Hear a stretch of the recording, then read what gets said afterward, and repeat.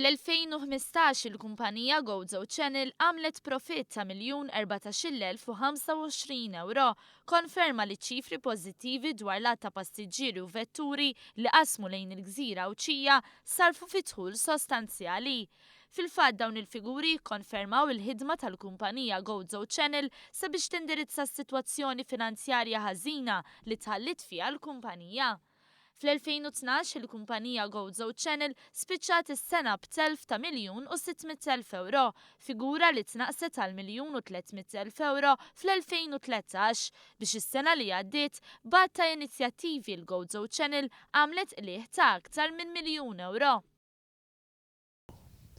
Dan jimlieni b'sens kif diġà qed ta' sodisfazzjon għaliex juri li l-ħidma li saret minn dan il-gvern tramite il-Ministeru ta' Għawdex qiegħda tagħti l-frott tagħha.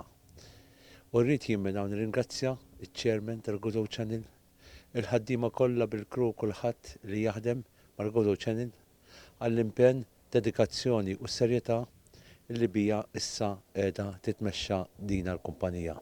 Naturalment baqa' għandna ħafna sfidi, rridu nkunu aħna minn quddiem nett illi ntejbu l-operat tal-GoZo Channel. Dan il-suċċess jina natribwih għal fatt li ħdimna bil-għaqal, il-ħaddim għamlu ċertu sagrifiċċji wkoll, ħdimna b'koordinament sħiħ mal-Ministeru għal-Għawdex fejn b'koordinament sħiħ irnexxilna nżidu l-passiġġieri u t-traġitt bejn Malta u Għawdex.